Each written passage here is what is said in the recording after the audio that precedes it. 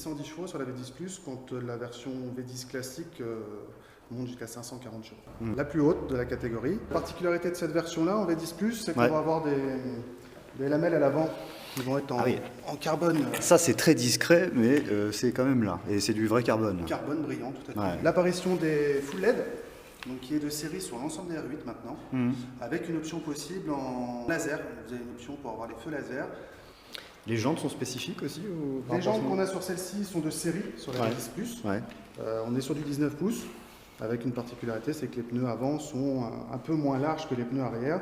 On est sur du 245 à l'avant, quand on va être sur du 295 à l'arrière. C'est-à-dire qu'il faut qu'il y ait une assise plus large à l'arrière pour encaisser le couple.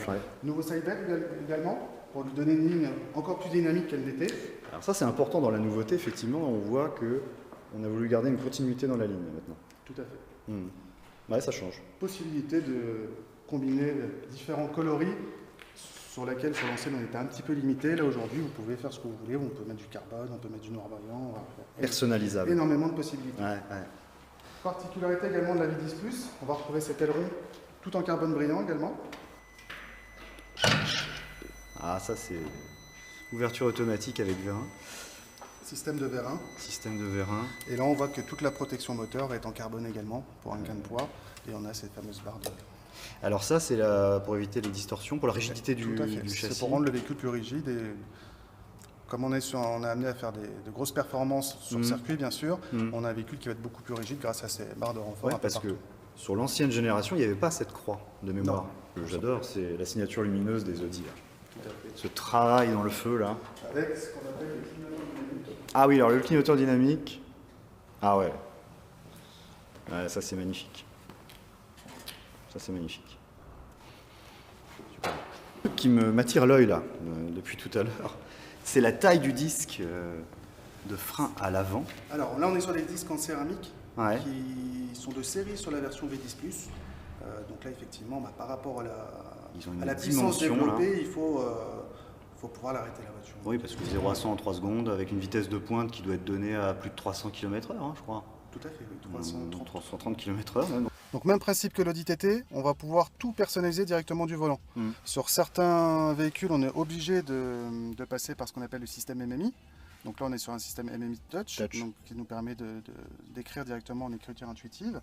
L'avantage de celle-ci, c'est qu'on va vraiment tout pouvoir personnaliser directement du volant. Donc là, ici, on a différents modes. Donc si je vais dans le mode affichage, j'ai affichage classique ou affichage sport. Si je rappuie sur classique, voilà.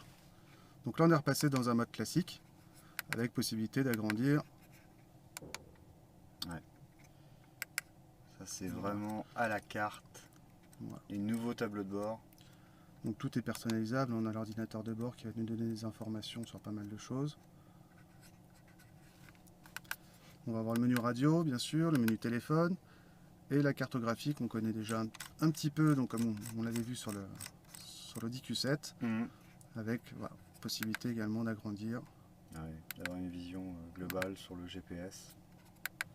Avec un rappel du rapport engagé ici, donc là on est sur le mode parking, et ici la vitesse en instantané. Après ici on a le bouton d'e-drive select, donc quand on appuie dessus, on va directement rentrer dans le système. On va avoir un mode confort, un mode auto, un mode dynamique et un mode individuel. Donc ces modes là on les verra tout à l'heure en essai dynamique. Ça vous permettra de voir un petit peu les différences.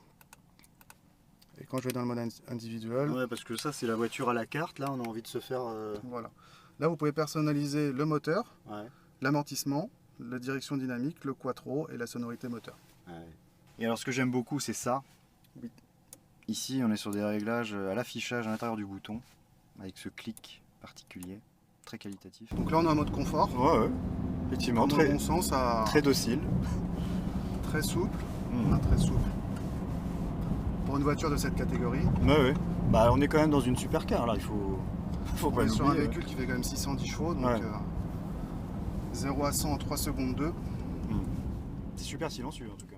Nouveaux moteurs qui sont équipés avec les cylindres déconnectables, c'est-à-dire que quand on n'a pas besoin de puissance, on a une rangée de cylindres qui se déconnectent complètement, ce qui permet de gagner en consommation, etc. Je suis bluffé par le silence, parce qu'on a le moteur dans le dos quand même. On a le moteur dans le dos qui fait 610 chevaux et pour l'instant il est très calme. Comme quoi on peut l'utiliser vraiment au quotidien. Au quotidien. L'autoradio il est complètement superflu, ça sert à rien. Il n'y a pas besoin d'autoradio.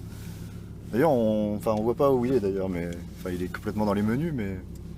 Tout se passe dans le virtuel ouais. comme sur la TT.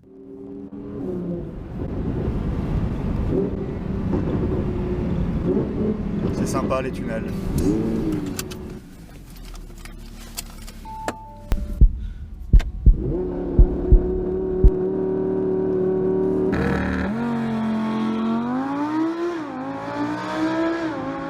Le dragster.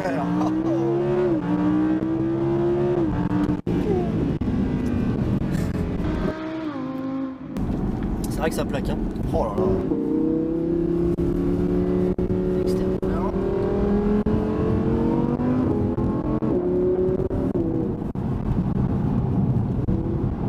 Et là, on a fait un tour. Ouais, d'accord. Même en version dynamique, elle reste très confortable en fait.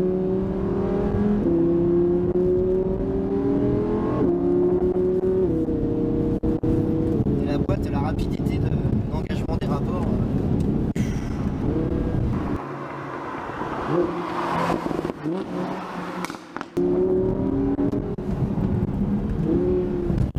La boîte est en auto complète ou c'est vous qui gérez? Là, c'est moi qui gère. C'est vous qui gérez parce que. Je l'ai mis en, Pour les je l'ai mis relances. en manuel pour. Ah oui. On va se mettre là-bas. Bon. Alors là, c'est pas la route de tous les À jours. droite. Hein. C'est vers là? Ouais. On va le prendre à l'envers déjà. Et on va revenir progressivement à l'intérieur du virage tout en accélérant en même temps, progressivement. Et plus on va commencer à débraquer, plus on va accélérer. Là on débraque, on se met à gauche et on accélère.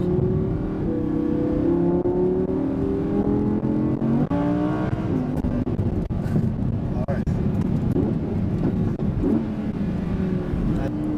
On se décale à gauche, on accélère progressivement.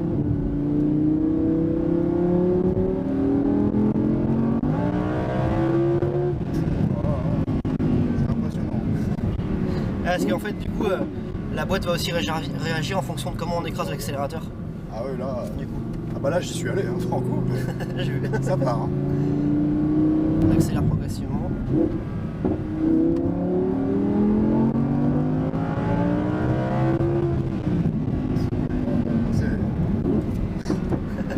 C'est un truc de fou, hein, cette voiture. On a l'impression que ça va jamais s'arrêter en fait. C'est ça. Ça pousse tout le temps. Ah ouais.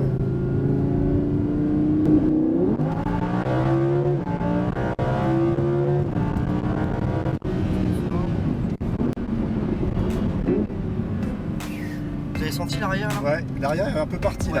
C'est-à-dire Il y a eu que. 100% de coupe derrière du coup. Ouais. Légèrement. Ouais. Ça a duré une seconde, hein, mais Ouais, c'est ça.